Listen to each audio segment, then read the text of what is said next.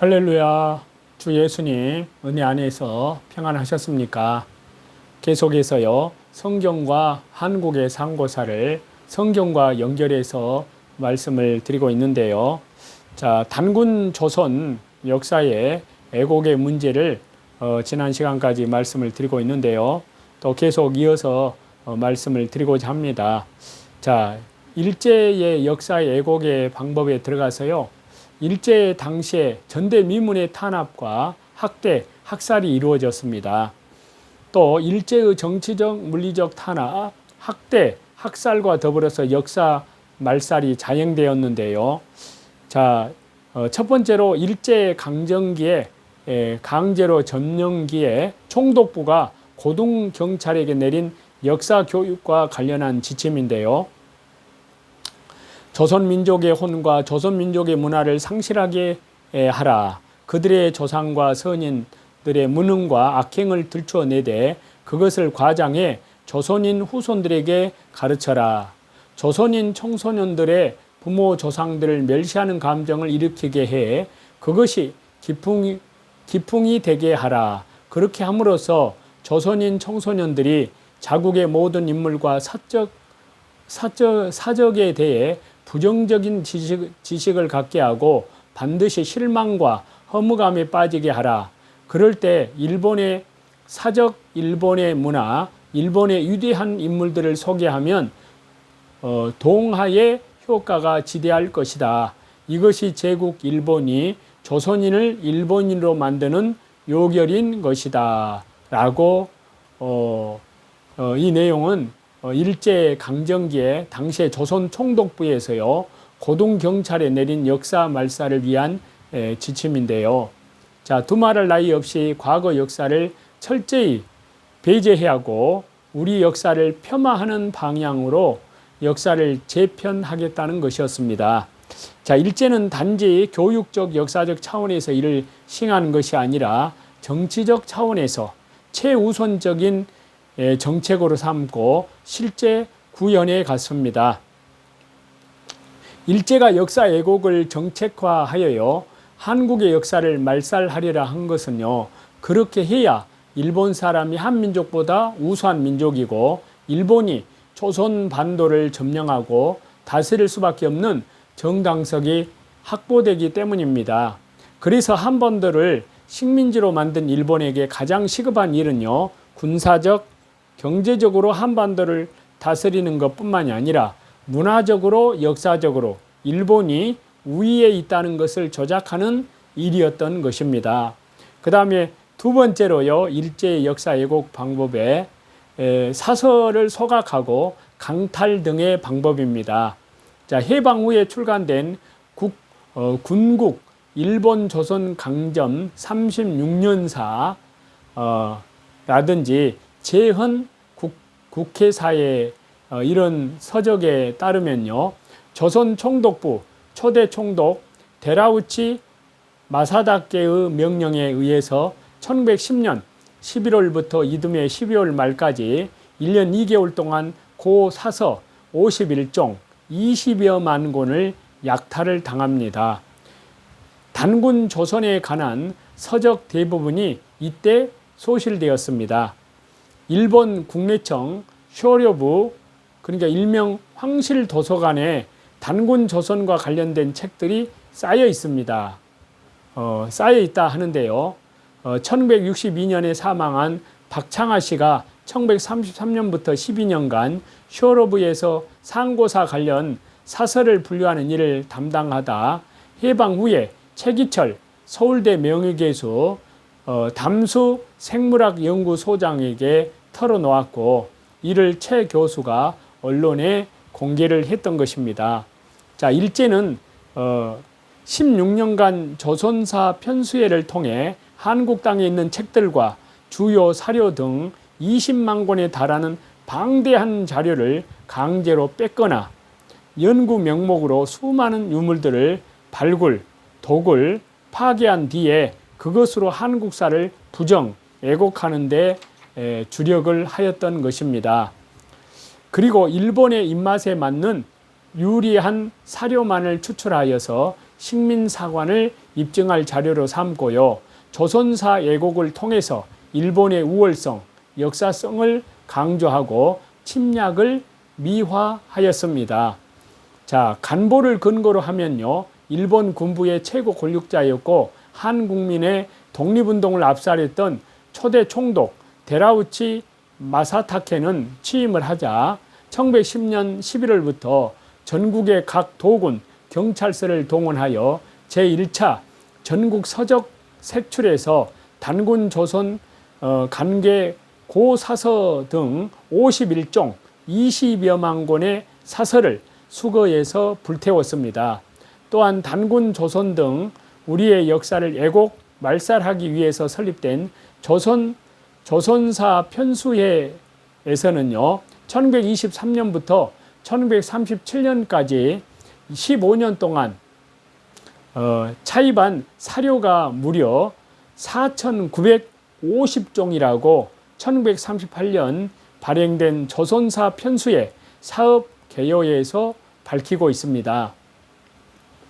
일본의 학자인 하라타 사카에루는요, 말하기를 1923년 7월 조선 총독부 조선사 편찬위원회 구로이타 고문이 대마도에 사료 탐방하여 한국과 관계가 있는 고문 서류 66,469매, 고기룡류 3,576책, 고지도 34매 등을 은폐 또는 분서했다고 밝히고 있습니다. 자, 조선 총독부 취조국은요, 단군 조선 등 한국사를 애곡 편찬하는데 필요한 일부 서적만 남기고 모두 불태웠습니다. 일제는 단군 조선 등 한국사 관련 사료 등을 수집 시 한반도는 물론 일본, 중국 및 만주에 있는 것도 수집을 하였습니다. 이와 같이 일제의 우리 고사서 인멸은 단군 조선 등 한국사를 애곡하고 말살하기 위한 핵심 작업이었다는 사실입니다. 천부여 의지 없어서 손을 들고 옵니다. 죄인 중에 개수요, 행위로는 절대로 구원을 받을 수 없는 연약한 인간이지만요, 주 예수님의 십자가의 보혈, 영원한 속죄 안에서 회개를 했기 때문에 철면비처럼 목사는 강단에 설 수가 있는 것입니다. 목사는 강단에 설 때 하나님의 모습으로 서야 하는데요, 하나님은 아니지만 하나님과 똑같은 역할을 하는 것이기 때문입니다. 그러니까요, 목사에게는 더욱더 주 예수님의 십자가의 보혈, 영원한 속량함, 영원한 속죄 안에서 그 보혈의 능력을 힘입어서 성화를 이루어 나아가는, 성화 구원을 이루어 나아가는 회개가 더 중요합니다. 죄를 합법화시키는 것은 아니지만요, 우리들은 죄를 지을 수밖에 없는 연약한 인간임에 분명합니다. 어떻게 죄를 안 짓고 살겠습니까? 우리 안에 내재해 있는 연약성 때문에 죄를 지을 수밖에 없는데요. 그러면 어떻게 해야 될까요? 하루에도 주 예수님의 십자가의 보혈, 영원한 속죄를 힘입어서 12번이 넘는 유혹이 밀려오는 제약된 세상 속에서요, 우리가 승리할 수 있는 길은 무엇이란 말일까요? 바로 주 예수님의 십자가의 보혈, 영원한 속죄 안에서 성화 구원을 이루어가는 회개입니다. 그리고 두 번째로는 회개의 질인데요.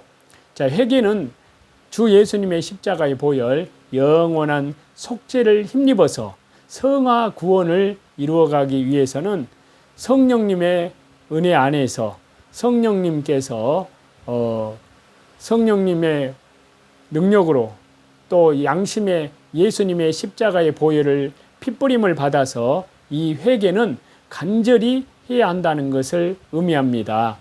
입술로만 하면 아무런 의미가 없습니다. 마치 죽어가는 사람이 입가에서만 공기가 왔다 갔다 하다가 결국은 죽듯이 위선적인 사람의 회개도 마찬가지입니다. 입술로만 회개하는 것은 진정한 회개가 아닙니다. 우리의 마음을 쏟아놓는 간절한 기도를 해야 합니다. 그러면 간절히 한다는 것은 도대체 어떻게 하라는 말일까요? 어떤 사람은 마음이 상할 정도로 회개해야 함을 말한다고 그렇게 하는데요. 그 말에 동의합니다. 즉, 온 몸과 마음을 다해서 주 예수님의 십자가의 보혈, 영원한 속죄 안에서, 속량함 안에서 성화 구원을 위한 성령님의 능력으로 회개해야 한다는 사실입니다. 이건 넘어졌을 때요. 그렇게 하지 않으면 형식으로 치우치게 되고 아무런 의미 없는 의식에 그치게 되는데요. 회개가 형식과 의식으로 전락해 버릴 때 아무런 의미를 갖지 못하게 됨을 우리는 명심해야 합니다. 간절한 마음으로 회개할 때 하나님께서 들으시고요. 초대교회 성도들이 회개하는 모습을 보면 참으로 진실함으로 회개를 했습니다. 사도행전 2장 37절에 보시면요. 그들이 이 말을 듣고 마음에 찔려 베드로와 다른 사도들에게 물어 이르되 형제들아 우리가 어찌할꼬 하거늘. 간이 으스러지도록 회개하는 초대교회 성도들의 모습이 여기에 보면 눈에 믿음의 눈으로 보입니다. 자, 우리도 저와 여러분도 이렇게 주 예수 그리스도의 십자가의 보혈, 영원한 속죄 안에서 성화 구원, 예수 그리스도의 성품을 닮아가는 그 구원을 이루기 위해서는 그것도 사람의 힘과 사람의 능으로 이루는 것이 아니라 성령님의 능력으로 이루기 위해서는 저와 여러분도 이렇게 몸부림치면서 간절히 기도해야 한다는 사실입니다. 세 번째로 회개의 열매인데요. 이것은 회개한 우리의 모습 속에 변화가 있어야 한다는 말입니다. 우리는 회개에 합당한 열매를 맺어야 하는데요. 주 예수 그리스도의 십자가의 보혈, 영원한 속죄함 안에서 회개한 후에 그에 걸맞는 행위가 드러나지 않는다면요. 그것은 진정한 회개라고 할 수 있을까요? 진정한 회개는 아름다운 열매를 맺게 되어 있다는 사실입니다. 찬송 드리시겠습니다.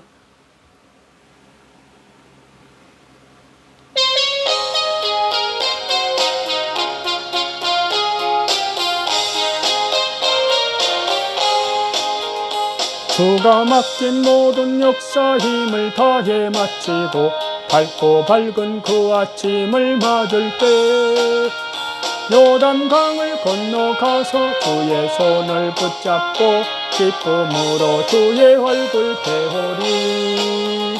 나의 주를 내가 그의 곁에 서서 배우며 나의 주를 손에 못자국을 보아 알겠네.